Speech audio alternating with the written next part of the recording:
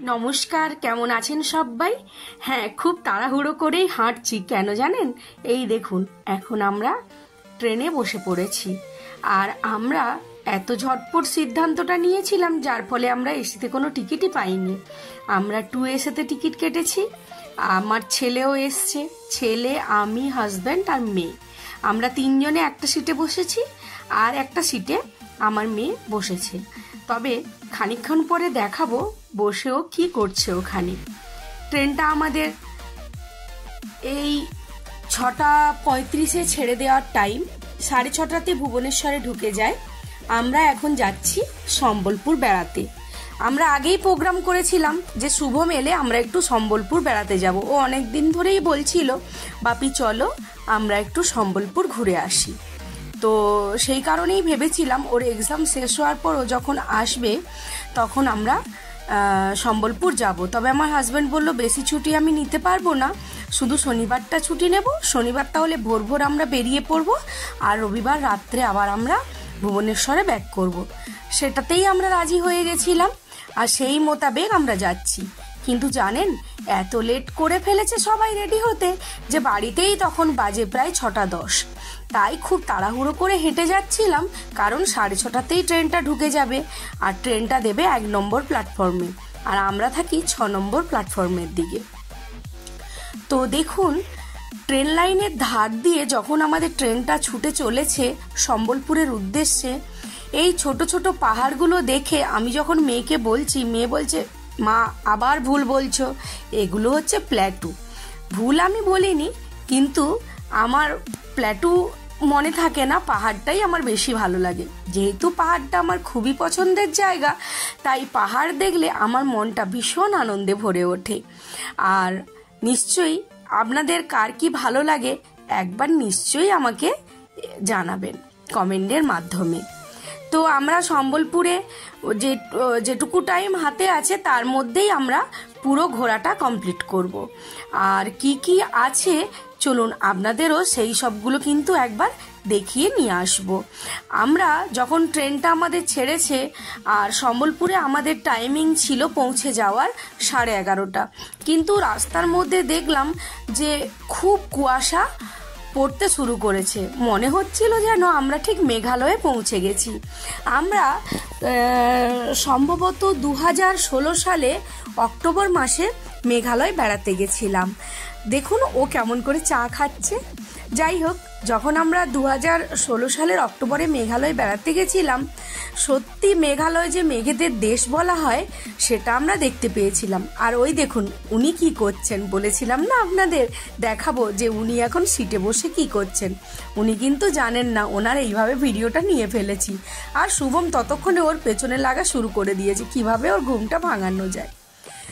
যাই হোক, পুরো যেন দেখুন কুয়াশায় পুরো চারিধারটা ঢেকে গেছে, আর কি দারুণ যে লাগছে আমি আপনাদের বলে বোঝাতে পারছি না। আমার অসাধারণ লাগছে।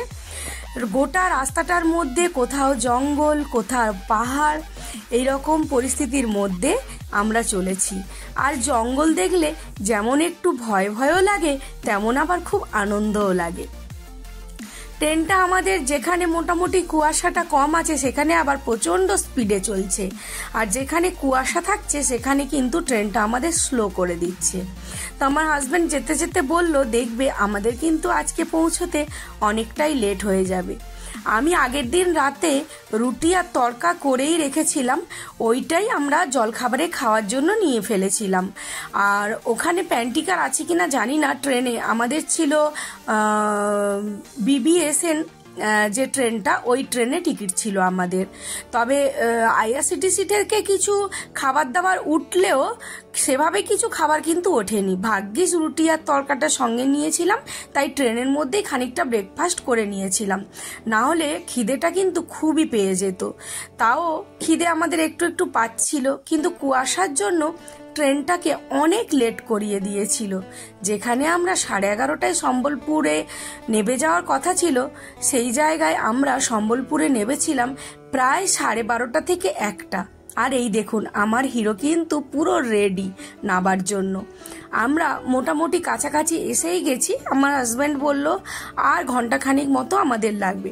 আর ট্রেনের ধারে দেখেছেন এই যে স্টোন চিপগুলোকে কি সুন্দর করে সাজিয়ে রাখে।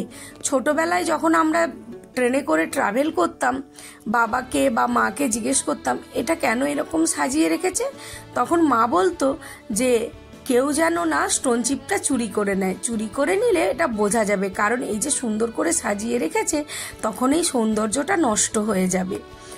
তো ছোটবেলা থেকে আমরা এটাই জানতাম, এখনো কিন্তু আমরা এটাই জানি। আপনারা যদি অন্য কিছু জেনে থাকেন অবশ্যই কিন্তু আমাকে কমেন্টের মাধ্যমে জানাবেন। ট্রেনটা কুয়াশার মধ্যে দিয়ে খুব ধীরে ধীরে যাচ্ছে।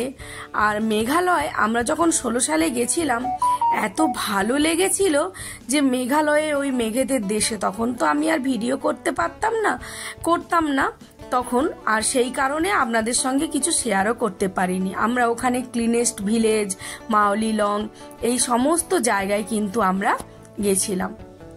আমরা ট্রেনের মধ্যে অন্য কিছু খাবার না উঠলেও ওই ভিখাজির যে ঝালমুড়িটা ওঠে আর মুগ ডালটা ওঠে ওইটা খেয়েছিলাম। আর কিছু বিস্কিট আমার সঙ্গে ছিল, কেক বিস্কিট, সেগুলো খেয়েছিলাম। আর আমরা চাও 2 বার খেয়েছিলাম। এইভাবেই আমাদের সকালের ব্রেকফাস্টটা আমরা শেষ করেছিলাম, কারণ সম্বলপুরে যখন আমরা পৌঁছবো তখন কিন্তু আমাদের লাঞ্চের টাইম হয়ে যাবে।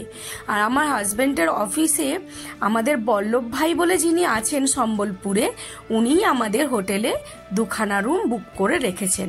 কারণ শুভম, পুতু, আমি আর সনদ বরাবরই একটা রুমে থাকতে পছন্দ করতাম। আমাদের খুবই ভালো লাগতো বেড়াতে গিয়ে একসঙ্গে সময় কাটানোর। কিন্তু শুভম, পুতু তো এখন অনেক বড় হয়ে গেছে, তাই ওই হোটেল বলল আমাদের বড় ডিলাক্স রুম তো নেই, কিন্তু আপনাদের জন্য এই রকম 2টো রুম নিতে হবে। ওটাও ডিলাক্স হবে কিন্তু বড় সুপার ডিলাক্স হবে না। তো রুমগুলো মোটামুটি খুব একটা খারাপ ছিল না, সেটাও আপনাদের দেখাবো কেমন রুমগুলো ও ঠিক করেছিল। তবে ভালোই আমার লেগেছিল। সম্বলপুরে জানেন গিয়ে একটা জিনিসই দেখলাম যে সম্বলপুরের যে একটা বিখ্যাত ডিজাইন রয়েছে, বক্স কাটা ডিজাইন, আমরা রাস্তা দিয়ে যেখান দিয়েই যাচ্ছি দেখছি সব জায়গাতেই ওই রকম বক্স ডিজাইনের প্রিন্ট করা আছে। তো আমার মায়ের অনেক দিনের শখ ছিল একটা সম্বলপুরের শাড়ি পরার। আমিও ঠিক করেছি দেখি ওখানে গিয়ে যদি পছন্দসই শাড়ি হয় তাহলে মায়ের জন্য একটা অবশ্যই সম্বলপুরি শাড়ি আমি নেব। যাই হোক, আজকে ভিডিওটা কিন্তু এখানেই শেষ করব। যদি আপনাদের ভালো লাগে তাহলে ভিডিওতে একটি লাইক দেবেন। আর যদি আমার চ্যানেলে নতুন বন্ধু হয়ে থাকেন তাহলে প্লিজ প্লিজ প্লিজ বন্ধুরা আমার চ্যানেলটা সাবস্ক্রাইব করবেন। আর ওখানে পৌঁছে আমরা কোথায় কোথায় বেড়াতে যাচ্ছি সমস্ত ভিডিও কিন্তু আমি আপনাদের সঙ্গে শেয়ার করব এবং আপনাদেরকেও আমি সমস্ত জায়গাগুলো ঘুরতে নিয়ে যাব। টাটা।